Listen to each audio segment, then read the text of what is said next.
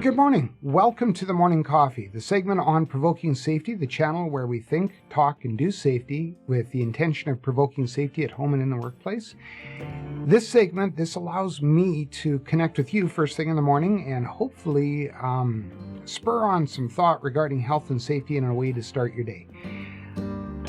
Before I get started though, today is World Humanitarian Day. So to all of you who turn out and help out when disaster strikes without any other thought but altruism, thank you very much for turning out, helping to make this world a better place when others are in need. A shout out to you. Thank you very much. Now today I want to talk about ergonomics. Believe it or not, a lot of people are stuck working at home still. I know, it's a big surprise, isn't it? But I'm told that there's a tiny little bug that's sort of going to keep people at home. I've had friends tell me that they could be at home likely well into the new year. Some organizations are even considering making this part of their new business model. So the idea of improvised workstations aren't going to cut it anymore. They're just not. And I've got some funny photos to share with you regarding improvised workstations. You know, necessity is the mother of invention, and it's awesome to see how innovative people can be. But right now, let's delve into the article and have a look. And it's aptly named Lawn Chairs and Kitchen Tables, Ergonomics in the Involuntary Work from Home Era. I really appreciate this article. The author has stated that he's been working from home for a long time. I think he says a quarter of a century. So yeah, that's a long time to be working from home. Obviously a freelancer. And this is also funny. This is your skeleton. This is your skeleton working from home. A lot of people don't realize that desks, their height is designed exactly for that work versus kitchen tables. Kitchen tables and desks often differ in height. Desks usually are around 30 inches or so, and kitchen tables, depending on what you have, if it's a pub style table or whatever, might not be conducive to actually sitting and working at it. They're made for sitting in meals.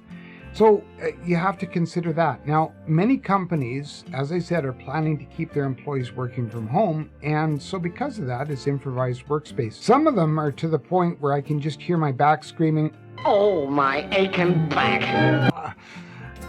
and more. The author is very good in this article. I appreciate it versus, say, social media. I find that I love social media. I'm using it right now. However, a lot of times the information is anecdotal, or there's no research, or there's no standards quoted. It becomes an opinion piece. And a great platform for discourse and collaboration and talking is a friendly way. But when it comes to business, you need to use articles with a lot of research put to it. Now, this fellow talks about, as you see here, standards for office lighting. And he's using, it's from the United States, so he's using the Occupational Safety and Health Administration's minimums and standards, and that's great. Check your province. BC has their own published standards. Alberta uses the International Electrical Engineers Association standards. It's important to understand what standards you work with. Most of them are very, very close and similar.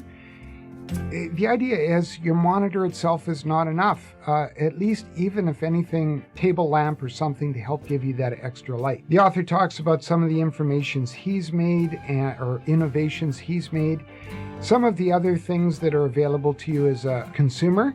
Now, one of the other important things is this, and he talks about chairs and work surfaces. They call it a laptop, but it's not made to be sitting on your lap for a long time. You're not meant to be hunched over looking down at it. Once again, my neck and my back. So there's more to it. You have to consider the long term and what you're doing. You're not made to be at a position for a long time, and especially if it's not designed for prolonged use. Now, he's included the Mayo Clinic's recommendations on ergonomics.